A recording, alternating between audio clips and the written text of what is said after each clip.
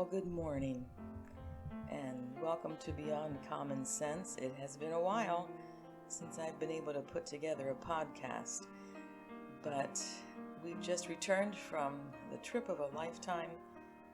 We took a plane out to California, Los Angeles to be exact, then put 2,000 miles on a vehicle as we traveled up to see the sequoias. I've always wanted to see those trees, and wow, General Sherman, I wrote a blog on that. He is the tree of all trees. Just even now as I sit here in my quiet spot, remembering standing before that tree, it's just huge. It's beyond anything we can comprehend here on the East Coast. And because it's in a grove of sequoias, they're all big. And so just the other day, as I was sitting in my backyard trying to picture this tree in my backyard, and that might sound pretty odd, but it was just amazing. Amazing trip. We're able to see Yosemite, Bryce Canyon, Zion National Park, and then, of course, the Grand Canyon. And I couldn't help but stand there, gazing on God's amazing creation and praising Him, seeing His handiwork there in such a spectacular way. My cup was full and overflowed.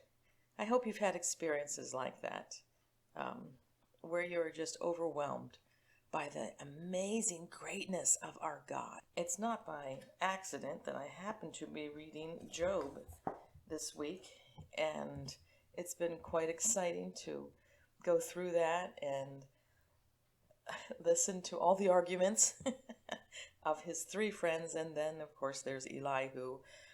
And after reading several commentaries about this young man, he is quite amazing. Some of the things that he says, I'll be kind. But then we get to Job chapter 38.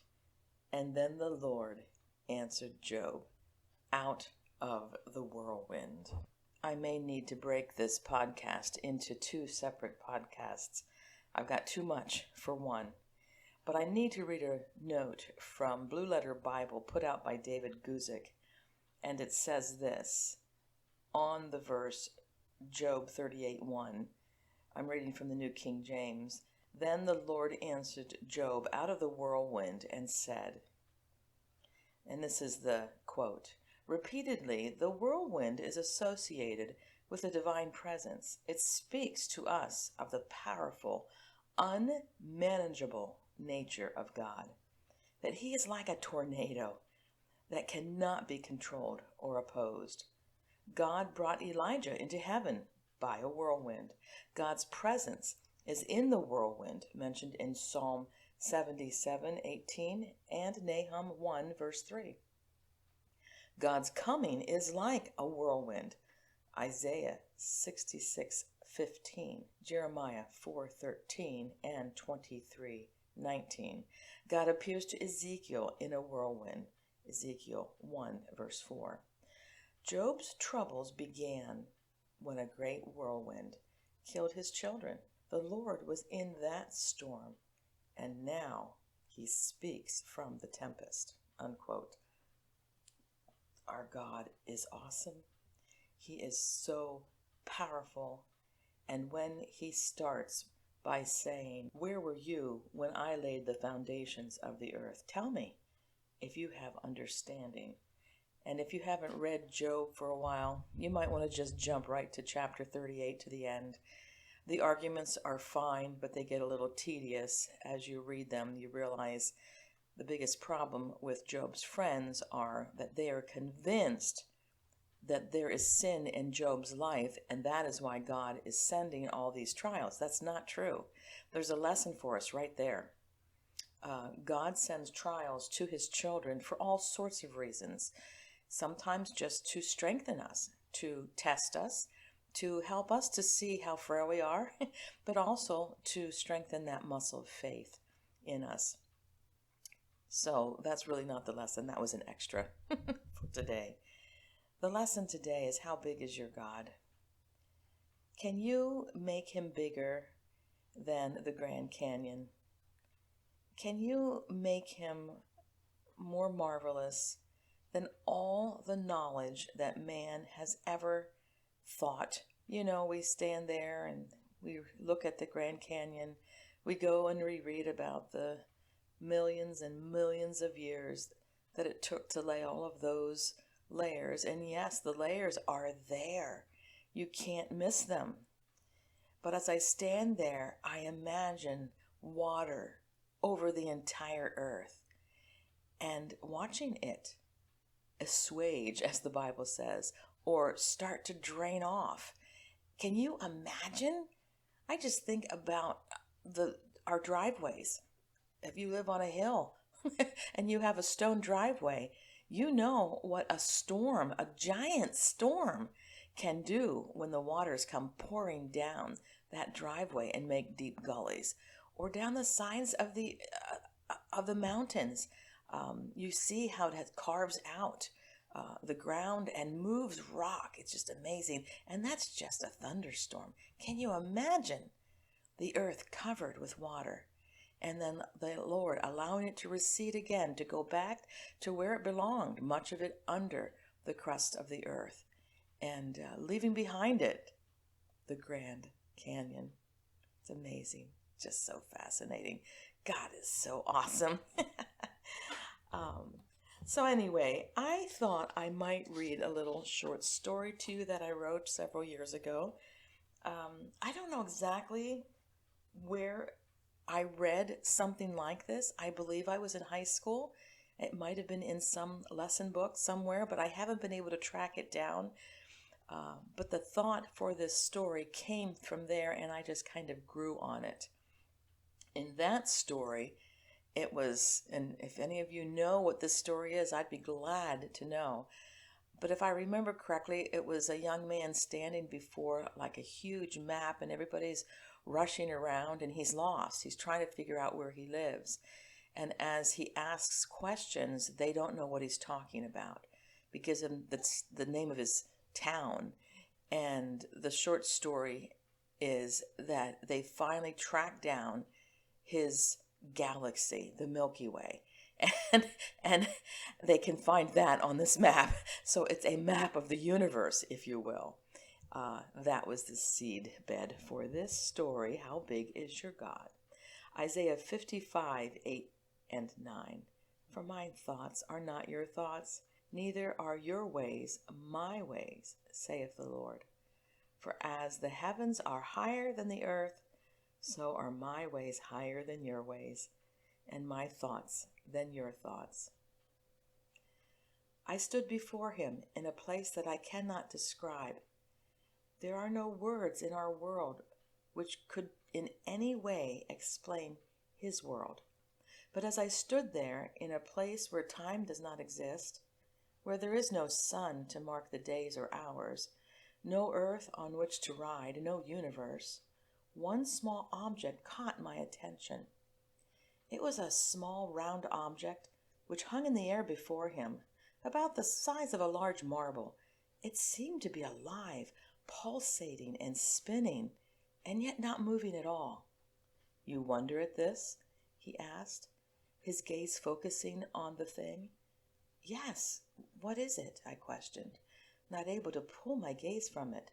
In an instant, it grew in size, sparkling and shimmering in radiance, and yet dull compared to all that surrounded me. It is your world, he said quietly, as it continued to grow. Soon we were standing in the midst of it, and his world faded away. Darkness replaced the atmosphere that had seemed to be light itself, and the marble lost its shape. I could not see its edge. This is your universe, he said once more. His words were few, but they expressed more meaning than I seemed to be able to comprehend. As I looked around, it seemed as though I was moving down an empty corridor, walking on nothing yet not falling.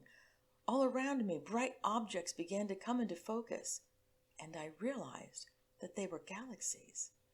Exploding nebula swirled and shimmered like the wisps of fog I had once watched rising from an early morning by the lake. We skirted closer to a group of stars, weaving our way among them as I might have done on skis, dashing between trees down a mountain slope in my world. In the distance, a tiny spot began to grow as we headed straight for it. Something looked familiar about it as it grew and took shape.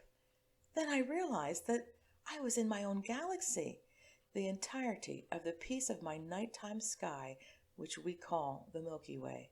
I laughed as I saw it from his point of view and wondered at his patience with our attempts to describe his world. Millions of lights burst into my sight, and I grew close to him as the atmosphere thickened with light and starry brightness. Everything was moving at an overwhelming speed until once again the air cleared, and directly below me was my own solar system, as I remembered it from a textbook, spinning with exact precision like the gears in my cuckoo clock. Indeed, the air began to tremble and tick with time. We dropped closer and closer to Earth, breaking through the atmosphere as the oceans became visible, then mountains and rivers and cities and buildings and roads and trees and my home. There it was, just as I remembered it. A dull ache filled my chest as I remembered. Memories flashed through my mind of another life, and I wondered at its smallness. It seemed so insignificant, and I found myself longing to be back in his world. In an instant, the light swallowed me, and I was once again in his presence, in his world, gazing on the insignificant little orb, my old world, the universe that had been completely beyond human comprehension. Once again, it shimmered and danced before him, and I understood. I also have in this small book of collections called Short Stories, if you're interested. I also have a little hymn history about the hymn, This Is My Father's World, and I quote from cyberhymnal.org. While a pastor in Rockport, New York, Maltby D. Babcock liked to hike in an area called the Enchantment, an ancient upthrust ledge near Rockport. It has a marvelous view of farms, orchards, and Lake Ontario, about 15 miles distant. It is said those walks in the woods inspired these lyrics. The title recalls an expression Babcock used when starting a walk. I'm going out to see my father's world. I won't sing it. I'll just read the words. This is my father's world, and to my listening ears all nature sings, and round me rings the beauty of the spheres. This is my father's world. I rest me in the thought of rocks and trees, of skies and seas, his hand the wonders wrought. This is my father's world. The birds their carols raise, the morning light, the lily white, declares their Maker's praise. This is my Father's world. He shines in all that's fair. In the rustling grass I hear him pass. He speaks to me everywhere. This is my Father's world. Oh, let me ne'er forget that though the wrong seems oft so strong, God is the ruler yet. This is my Father's world. The battle is not done. Jesus, who died, shall be satisfied, and earth and heaven be one. There's more that we often do not see in our hymnals. This is my Father's world. Dreaming, I see his face. I open my eyes and in glad surprise cry, the Lord is in this place. This is my Father's world. From the shining courts above, the beloved one, the Holy Son, came, a pledge of deathless love. This is my Father's world. Should my heart ever be sad? The Lord is King. Let the heavens ring. God reigns. Let the earth be glad. This is my Father's world. Now, closer to heaven bound, For dear to God is the earth Christ trod, no place but is holy ground. This is my Father's world. I walk a desert lone. In a bush ablaze, to my wondering gaze, God makes his glory known. This is my Father's world. A wanderer I may roam. Whate'er my lot, it matters not. My heart is still at home. That just seemed to capsulize my feeling as we traveled around a part of our country I had never seen before.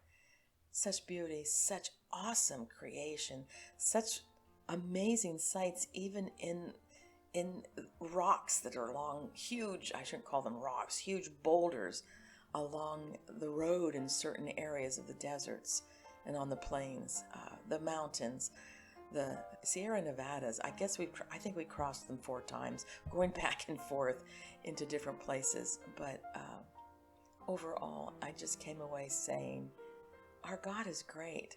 He is the God of the impossible in my life, in this world, in this universe, and beyond. He is bigger than we can even comprehend. And I hope that's a blessing to you when sometimes things in this world start to go cattywampus. Don't worry.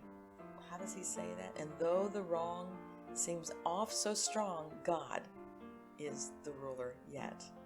I hope that puts a peace in your heart and a spring in your step and a shine on your face, that when people see you, they say, there's something different there. What is it? And you can answer them and say, it's God, my Lord and Savior Jesus. Thanks for listening, and have a good